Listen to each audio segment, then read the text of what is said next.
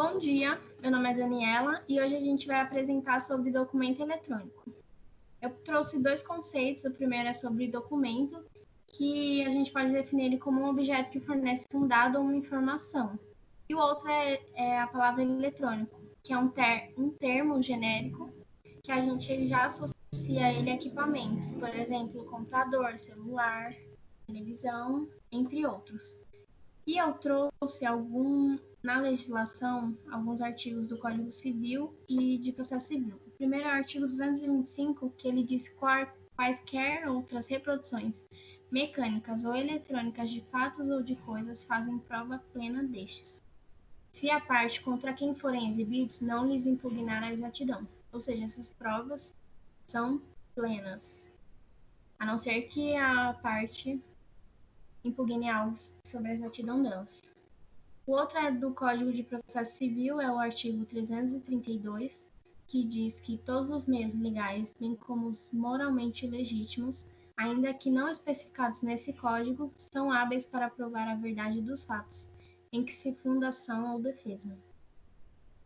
Agora, no novo Código, de Processo Civil, tem o artigo 439, que ele vai falar sobre os documentos eletrônicos no processo físico. Nesse caso, a legislação diz que o próprio artigo diz que ele vai ter que ser convertido para físico, ou seja, impresso.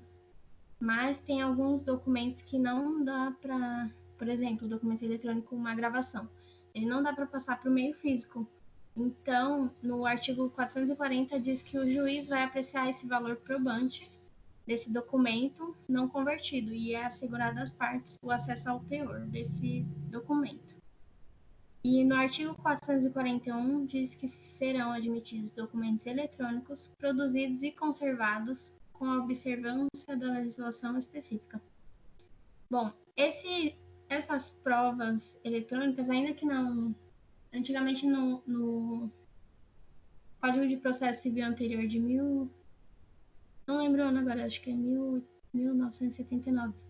Ele foi revogado, E o atual vigente de 2015 tem expressamente falando sobre esses documentos eletrônicos e o anterior não tinha, mas isso não significa que não era aceito esses documentos, porque o código já aceitava mesmo antes. E o artigo 439 ele diz sobre os requisitos do uso do documento eletrônico num processo físico.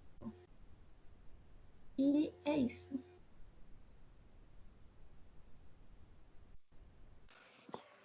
Bom dia, gente. Meu nome é Akemi e eu vou falar sobre a autenticidade do documento eletrônico. E o conceito de autenticidade é o grau de certeza que o documento provém do autor nele indicado. E todo documento ele tem uma autoria material e uma autoria intelectual. A autoria material é aquele que produz o documento independentemente de ser responsável pelo conteúdo. Por exemplo, no escritório de advocacia, a secretária ela pode ser a autora material do contrato, desde que digite sob uma terceira pessoa.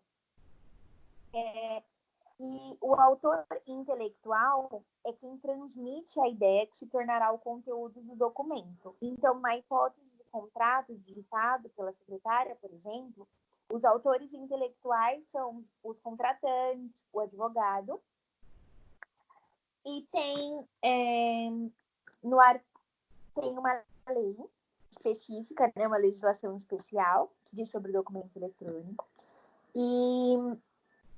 e como ele será considerado autêntico. Está no artigo 411 da Lei 13.105 de 2015, sendo considerado autêntico o documento quando, inciso 1º, o tabelião reconhecer a firma do signatário, inciso 2º, a autoria estiver identificada por qualquer outro meio legal de certificação, inclusive eletrônico, nos termos da lei. Inciso 3º, quando não houver impugnação da parte contra quem foi produzido o documento. Então, portanto, os documentos produzidos e assinados com certificação digital, eles passam a ter presunção de veracidade e autenticidade.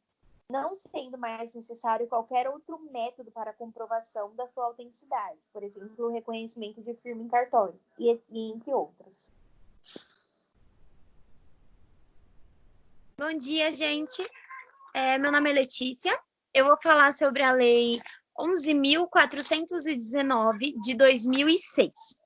Essa lei, ela fala muito sobre o meio eletrônico, sobre o documento eletrônico dentro do processo eletrônico em si.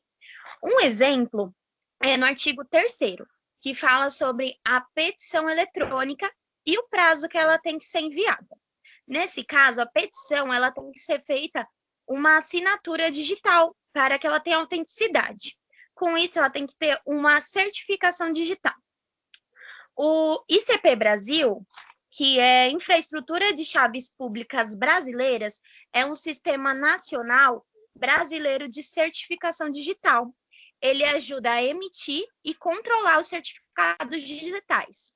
É uma espécie de ABNT, para que assim o certificado digital tenha integridade e ele venha a ter o mesmo valor jurídico, os processos eletrônicos, o documento eletrônico em si, com esse certificado digital, tem o mesmo valor jurídico que os documentos de papel. E é isso. Acabou? Concluímos que, apesar dos documentos eletrônicos serem admitidos como prova no nosso processo civil, o novo CPC definiu regras claras para sua utilização, inclusive nos processos físicos. A partir de agora, qualquer documento produzido e assinado eletronicamente, nos termos da lei em vigor, tem presunção de veracidade e autenticidade. Documentos que nascem eletrônicos podem ser utilizados em qualquer tipo de processo, inclusive nos processos físicos, após a devida conversão em papel. Em decorrência das novas regras trazidas pela Lei 13.105 de 2015, sugere-se a utilização de método de criação e assinatura digital nos padrões da ICP Brasil. Como contratos, os documentos bilaterais devem conter cláusulas reforçando sua validade e observância para todos os fins de direito, mais uma vez que fica evidente que os processos eletrônicos vieram para trazer praticidade e economia.